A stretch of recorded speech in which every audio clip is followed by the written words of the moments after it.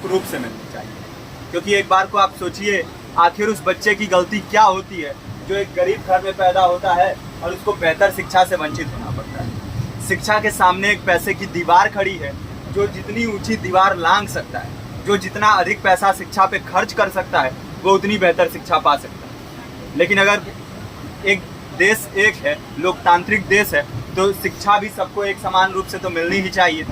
आज परिस्थिति ये है कि एक तरफ तो प्राइवेट स्कूल हैं जो लूट के अड्डे बने हुए हैं, वहाँ पे आप एडमिशन कराने जाएंगे तो सिर्फ एडमिशन के नाम पे ही आपको 10,000 20,000 रुपये देना होगा। और कमीशन खोरी का ऐसा धंधा है कि कॉपी, किताब, टाई, बेल्ट, ड्रेस, जूता कहाँ से खरीदना है ये आप नहीं तय करेंगे वो प्राइवेट स्कूल वाले। यानी आम लोगों की मेहनत की आखिरी कौड़ी उनके जेब से वसूल लेना चाहते हैं। और दूसरी तरफ सरकारी स्कूलों में न तो पर्याप्त टीचर हैं, न पर्याप्त बिल्डिंगें हैं। 2019 का ही ये पुराना आंकड़ा है कि हर 100 में से 52 स्कूलों में या तो एक टीचर हैं या 2 टीचर हैं, और उन्हीं टीचरों के ऊपर जिम्मेदारी थोप दी जाती है कि जनगणना करो, मतगणना करो, पशु गणना करो, तमाम काम करवाए जाते हैं। और 19 के बाद से तब से कितने टीचर रिटायर हुए होंगे, और 18 के बाद से कोई टीचर की वैकेंसी भी नहीं है। आप खुद भी सोच सकते हैं ये परिस्थिति और कितनी बिगड़ी हो। इसीलिए हम लोग ये मांग उठा रहे हैं, चाहे कोई राष्ट्रपति का बच्चा हो या किसी मजदूर का, सबको शिक्षा एक समान मिलनी चाहिए और निःशुल्क रूप से मिलनी चाहिए। प्रेमचंद ने अपने दौर में भी कहा था कि एक सभ्य समाज में ऊंची से ऊंची तालीम मुफ्त होनी चाहिए और इसका पूरा खर्च गवर्नमेंट को उठाना चाहिए, क्योंकि हमारे देश को फौज से ज़्यादा आवश्यकता तालीम की है। और शिक्षा से जुड़ता हुआ ही दूसरा मुद्दा हम लोग उठा रहे हैं। दूसरा मुद्दा है रोजगार का। रोजगार की परिस्थिति ये है कि आज सरकारी सेक्टर हो या प्राइवेट, सब कुछ ठेका संविदा के हवाले किया जा रहा है। परमानेंट नौकरियां लगातार घटाई जा रही हैं। इसी रेलवे में 1995 के आसपास लगभग 18.5 लाख कर्मचारी काम करते थे, लेकिन आज उनकी संख्या 12 लाख है।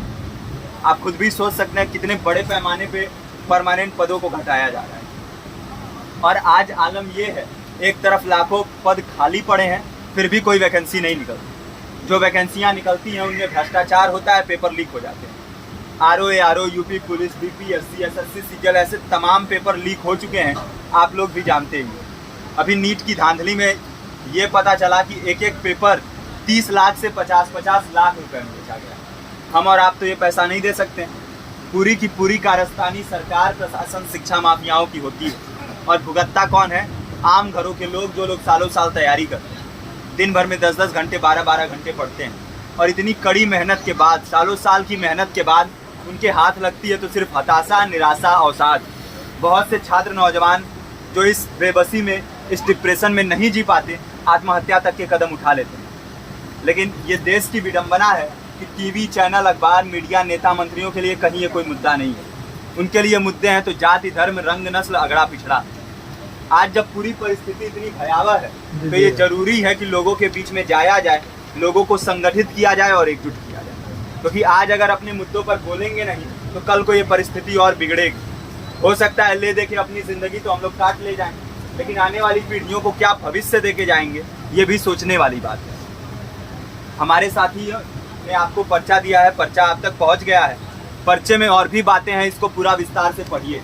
पर्चे में हमारा नंबर है, संपर्क कीजिए। फेसबुक का, इंस्टाग्राम का लिंक है, आप वहाँ पे जाएंगे तो आपको पता भी चलते रहेगा कि लगातार किन किन माध्यमों से हम इस अभियान को चला रहे हैं। नुक्कड़ नाटक, संगीत, शिक्षा सहायता मंडल, लाइब्रेरी, तमाम माध्यमों से इस अभियान को चला रहे हैं और कोशिश कर रहे हैं कि बड़े से बड़े पैमाने पर हर जगह पे लोगों को संगठित किया जाए और एकजुट किया जाए। आपके बीच भी आए हैं आपका साथ और सहयोग दें। साथ इस रूप में कि आप भी हमारे इस कारवां और इस मुहिम से जुड़िए।